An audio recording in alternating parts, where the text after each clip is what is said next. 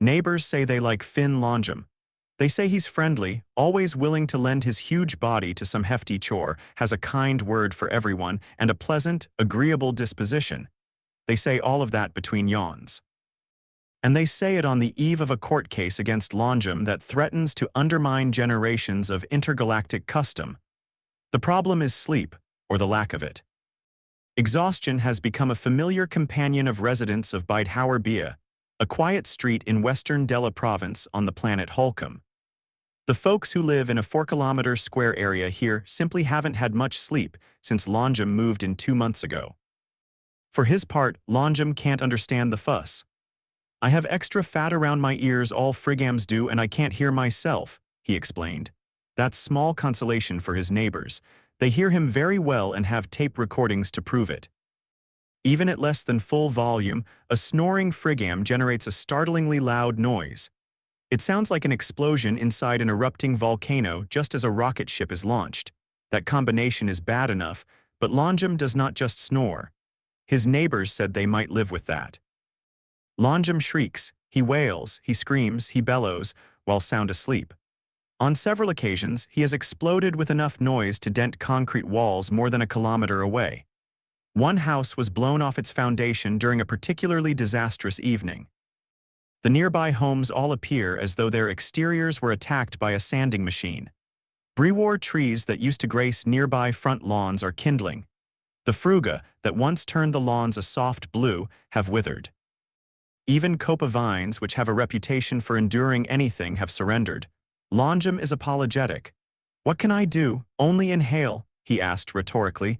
There really isn't much he can do to stifle himself. Like all frigams, he is very large.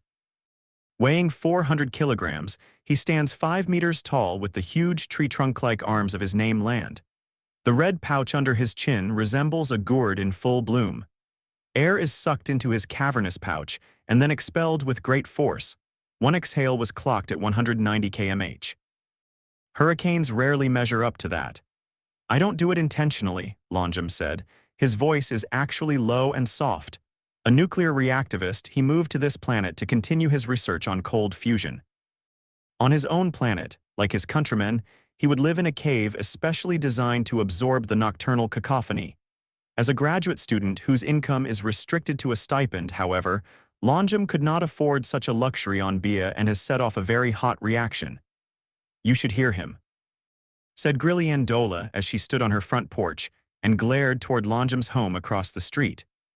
Dola filed the legal petition that began the legal battle after insulation, and earplugs failed to abate the problem. The exterior of her home looks as though it were raked with an emery cloth. "I haven't slept at night since he came here," Dola said. Her eyes bounced nervously on the ends of reddened stalks.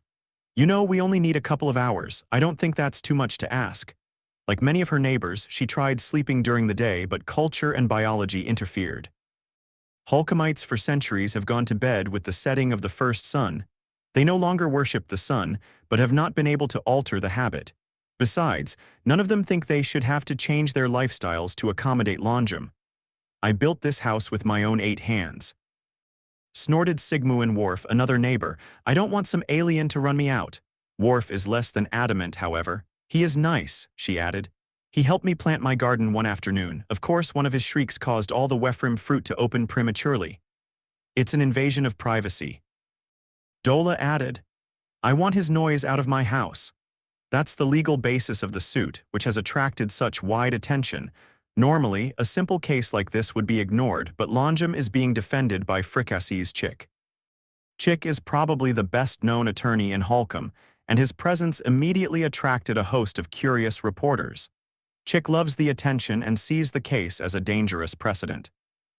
"If a frigam can be forced to leave Holcomb simply because of physical differences, then is anyone safe on any planet?" she asked. "Mr. Longum has not broken any law, not intentionally damaged anyone. He came here to learn. Look what residents here are teaching him." Attorney Sigmula Donar agrees with a portion of Chick's argument. He has researched the law and can find no cases on this cross-cultural issue. But he is not deterred and has vowed publicly to take this case to the Intergalactic Council if necessary. "Some people simply are not meant to live together," he said. Would you like to live next to someone like this? Should you be forced to? The alien is destroying the neighborhood. What can I do? Longjam asked when the situation first arose. His neighbors suggested moving. Longjam couldn't afford that. They proposed that he not come home until after the first sun has set. Longjam tried that. It worked for 2 days, then he fell asleep in his living room and almost blew off his own roof. That's when neighbors hit theirs. The case will be heard in 2 days. The neighborhood coalition is convinced it will win easily.